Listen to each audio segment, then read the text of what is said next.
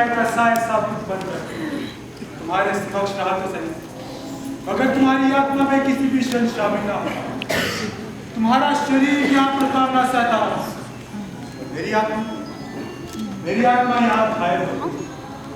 मैं न चाहकर भी एक आकाश की तरफ सारे सफर में तुम्हारे साथ चलता हूँ, जिस कटीले पथ पर तुम लहूलुहान होकर किसती रहे। आज का दिवस तुम्हारे जीवन में एक रोशन बिंदु की तरह उजागर है। अब समाज को तुम्हारी जरूरत है, दुनिया को। आपके पश्चात कोई लक्ष्य नहीं था मेरे जीवन के प्रति। समाप्त कर देना चाहती थी मैं अपने आप को। गांव के उर्वशी नियमों से आतंकित भागकर जब मैं जल प्रवाह के निकट पहुंची तो पांव रुककर 13 दिनों का वो अभिशापित समय आंखों के आगे घूम गया और उसमें किए हुए आपसे वादे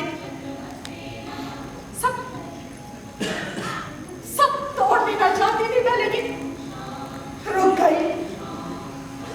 औरत हूं ना, वचनबद्ध अपनी आत्मा के आदेशानुसार, लेकिन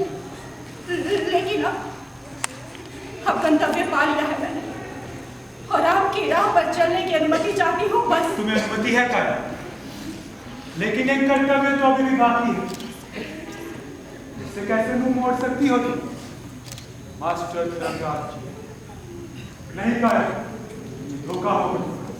पार्श्व में बेशक मैं तुम्हारा हमसाया था, उनका योगदान बहुत महत्वपूर्ण है। उनकी शिक्षा दीक्षा धर्म निष्ठा के प्रति अनुकूल रही, जिसके लिए मैं हमेशा उनकी कृतज्ञ रहूंगी। स्वामी, मेरा कुमार आज भी उस अनखिले फूल की भांति सुरक्षित है, जिसे मैं चाहकर भी आपको समर्पित नहीं कर सकती हूँ।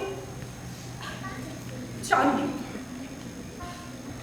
हूँ मास्टर धर्मदास जी के साथ बहुत बड़ा अन्याय करूं और ईश्वर की निगाहों में भी गुनहगार साबित हो जाऊं।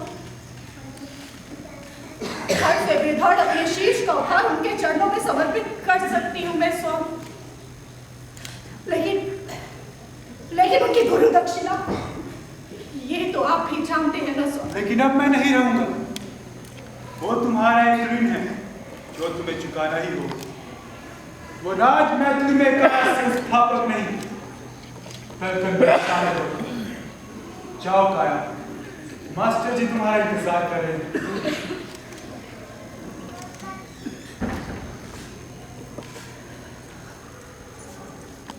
तुम्हारी प्रतिज्ञा तो पूरी हुई काया। आज से तुम मैत्री गांव में काया संस्थापना के संचालक हो। राज्य की शासन प्रणाली ने तुम्हें सम्मानित भी कर दिया और कलेक्टर की पदवी पर उन्नत की। तुम राज्य की प्रशासनिक सेवाओं में उत्तीर्ण हुई हो। आज का पक्ष तुम्हारे लिए उतना ही महत्वपूर्ण है जितना कि मेरे लिए। आपसे की गई प्रतिज्ञा भी पूर्ण रूप से याद है मुझे मास्टर जी। मैं अपने वादे से पीछे नहीं हटूंगा। आज का दिवस मेरी यात्रा का अंतिम चरण, जिसे मैं उन्हें समर्पित करने आई, जो केवल एक काल रात्रि में मेरे हमसाए। इसलिए आपका आदेश स्वीकारने से पहले मैं उनके अंतिम दर्शन करने आई। गांव के चौपाल में तुम्हारे अभिनंदन के लिए भव्य आयोजन रखा गया है पाया।